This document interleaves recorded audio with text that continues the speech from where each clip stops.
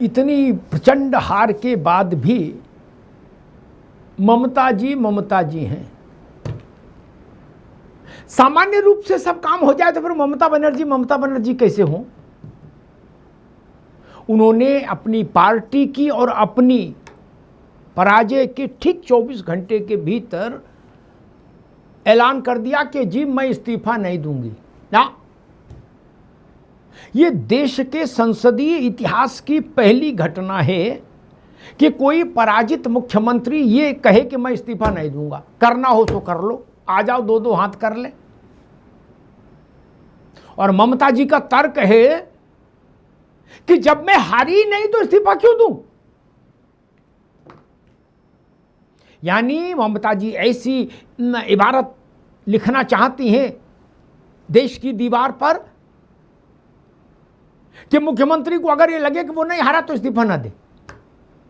संविधान की किताब लिए घूमने वाले लोग संविधान के साथ कैसी भद्दी परिस्थिति पैदा कर रहे हैं। आज इंदिरा गांधी भी चुनाव हारी, इमरजेंसी के बाद हुए चुनाव, तो शांति से इस्तीफा देके के घर गई। इंदिरा गांधी जैसी नेता भी, किसी राज्य के किसी मुख्यमंत्री ने कभी ऐसी, बिहार की भाषा में कहूं चूंकि पूरब एक ही है, तो थेथरई, किसी मुख्यमंत्री ने ऐसी थेथरई नहीं की कि हम पराजित होने के बाद भी कुर्सी नहीं छोड़ेंगे। भारत की सबसे बड़ी संसदीय जीवन की खूबी यही मानी जाती थी कि भारत में सत्ता हस्तांतरण को लेकर कभी तू मैं नहीं होता। चुनाव का जो नतीजा आता है उसका पालन सब करते हैं। ममता जी ने भारत की उस मर्यादा को आज ठेस लगा दी। उन्होंने कहा मैं नहीं जा रही लोक भवन इस्तीफा देने ना, मैं तो बैठी हूं मुख्यमंत्री की कुर्सी पर। ये ठीक है, ममता जी भी जानती हैं कि वो मुख्यमंत्री की कुर्सी पर बैठी नहीं रह सकती, ये वो भी जानती है। पढ़ी लिखी महिलाएं और 15 साल से शासन में थी, शासन चला रही थी। उससे पहले सांसद रही हैं, केंद्र में मंत्री रही हैं, वो जानती हैं। लेकिन दिल को बहलाने के लिए कुछ शोषा छोड़ना ठीक है। तो ममता जी ने कहा बड़ी लकीर खींच दो कि हम कुर्सी नहीं छोड़ेंगे। वो जानती हैं कि कुर्सी पर जबरन नहीं बैठा जा सकता। कुर्सी पर केवल जनादेश के जरिए ही बैठा जा सकता है। जनादेश आपके विरुद्ध जाएगा तो आपको कुर्सी छोड़नी पड़ेगी। आप खुद इस्तीफा नहीं देंगे तो आप हटा दिए जाएंगे। वो भी व्यवस्था संविधान में है। कोई समस्या थोड़ी नहीं कि संविधान में ऐसी कोई व्यवस्था नहीं है कि कोई मुख्यमंत्री अड़ जाए, कहे मैं नहीं छोड़ूंगा, कुर्सी के दोनों पाए ऐसे पकड़ ले कौरिया के, तो वो हटाया ना जा सके, ऐसा नहीं है। चुनाव आयोग विधानसभा चुनाव के परिणामों की प्रमाणित प्रति राज्यपाल को सौंपेगा। उसके बाद परिणाम अधिसूचित होंगे। इतना काम हो जाने दीजिए, उसके बाद आप खुद देखेंगे कि ममता जी मुख्यमंत्री की कुर्सी से हट गई। वो कैसे हटेंगी वो प्रक्रिया थोड़ी हो सकता है बंगाल में चौंकाने वाली हो, लेकिन हटना तय है। ब्रह्मांड की कोई शक्ति ममता बनर्जी को अब मुख्यमंत्री के आसन पर नहीं रख सकती, ये लिख लीजिए। और गजब हाल है।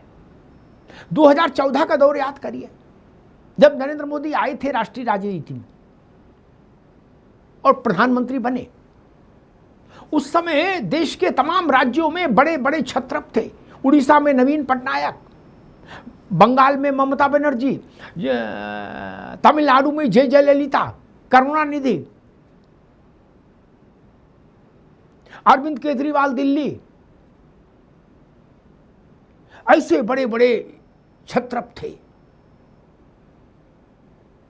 लालू यादव, तेजस्वी यादव बिहार, मुलायम सिंह यादव और अखिलेश यादव उत्तर प्रदेश, ये बड़े छत्रप थे। मायावती, आज उनमें से कुछ लोगों का देहावसान हो गया, उनको तो छोड़ दीजिए। बाकी छत्रप कहाँ हैं? करुणानिधि का बेटा चीफ मिनिस्टर रहते हुए अपनी विधानसभा हार कर घर बैठे। अरविंद केजरीवाल अपनी विधानसभा हार कर घर बैठे। नवीन बाबू अपने 26 साल के पॉलिटिकल करियर में पहली बार अपनी विधानसभा हारे और उसके बाद से पार्टी सरकार चली गई। अब वो उम्र की समस्याओं से जूझ रहे हैं। मायावती जी जो 4 बार उत्तर प्रदेश की मुख्यमंत्री नहीं, उनके पास एक विधायक है उत्तर प्रदेश में 403 में। ममता जी जो उस वक्त इतनी प्रचंड भाव मुद्रा में थी, आज क्या स्थिति है? 100 का आंकड़ा नहीं छू पाई। मुलायम सिंह जी की पार्टी, उत्तर प्रदेश में उनके शासन का अंतिम वर्ष था 2017। उसके बाद से सत्ता की मुंह दिखाई नहीं हुई। ये देख लीजिए, बारी बारी सभी क्षत्रप श्रीहीन होते गए, कांतिहीन होते गए।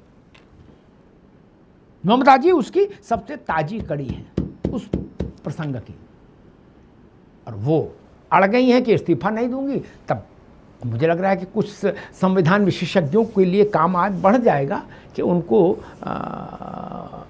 कुछ कागज पत्तर पलटने पड़ेंगे, संविधान के को पलटना उलटना पड़ेगा कि अगर कोई मुख्यमंत्री हठधर्मिता पर उतर आए तो उसको प्यार से कुर्सी से कैसे हटाएं।